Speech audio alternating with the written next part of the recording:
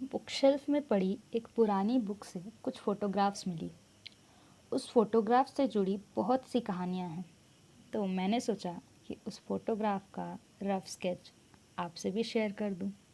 बहुत इंटरेस्टिंग है।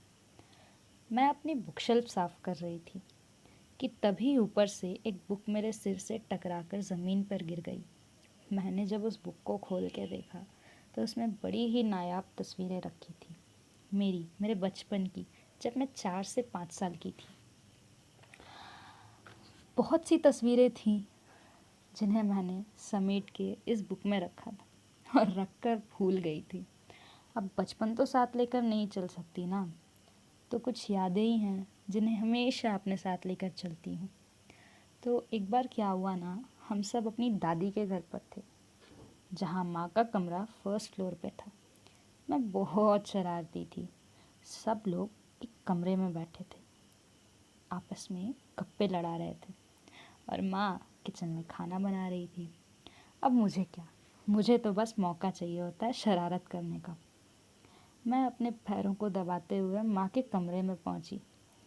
माँ के कमरे की सबसे अच्छी बात मुझे उनका वो ड्रेसिंग टेबल लगता था, जिस पे बहुत सारी चीज़ें रहती थी और सब मुझे पसंद थी। सबसे ज़्यादा तो वो माँ के बिंदी का वो पैकेट। माँ के वो बिंदी का पैकेट से सारी बिंदी गायब कर लेती थी। पैकेट वहीं रख देती थी, मगर बिंदी पूरे चेहरे पर बिंदियों से नक्शा बना लेती थी। अब कहाँ का नक्शा बनता था ये तो पता नहीं, मगर मुझे बड़ा अच्छा लगता था। माँ का दुपट्टा कुछ यूँ लपेटती थी जैसे वो मेरी माँ नहीं, मैं ही उनकी माँ हूँ। और दुपट्टा लपेट के ज़मीन से घिसते हुए पूरी ज़मीन को साफ करते हुए कोने में जाके बैठ जाती थी। जब कोने में बैठती तो बड़ा मज़ा आता था। पता नहीं, वो मेरा फेवरेट प्लेस था। और जब ये साड़ी और बिंदी लगा के पकड़ाई जाती थी तो सब हंसते थे, बहुत हंसते थे। मुझे बहुत बुरा लगता था ये सोचकर कि माँ भी तो ऐसी ही साड़ी पहनती है, उन पे तो कोई नहीं हंसता, सब मुझ पे ऐसे क्यों हंस रहे हैं। जहाँ सब हंसते थे, माँ मेरी फ़ोटोज़ क्लिक करती थी।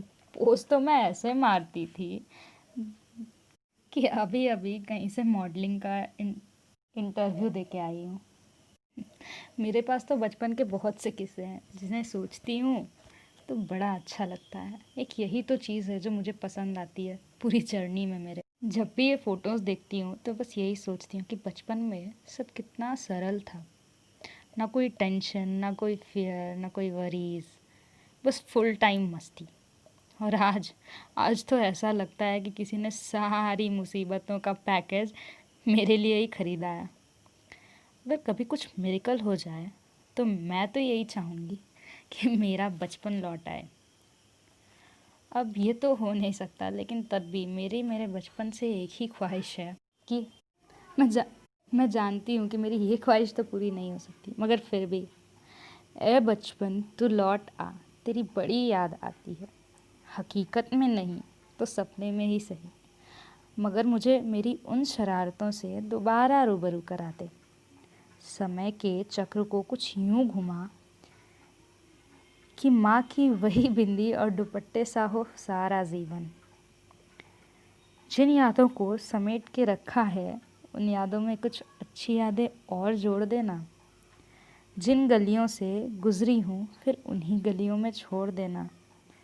जैसी थी फिर उसी ढंग में ढाल देना। कुछ ज़िंदगी में नया दे न दे, यूं कर की ए बचपन तू लौट आ, तेरी बड़ी याद आती है। भी सोचती हूँ तो बड़ा अजीब लगता है कि बचपन का वही हसीन पल, बचपन की वही यादें जो हमें याद ही नहीं रहती, दूसरों से सुनने के लिए मिलती है। तो सोच के कितना अजीब लगता है। काश फिर से वो बचपन मेरा लौट आए। मैं फिर से एक बार अपने बचपन को एक्सप्लोर करना चाहती हूँ, without any tension, any worries. So guys, आज के मैंने अपने ऑडियो सेशन में वो बचपन था जो बीत गया डिस्कस किया।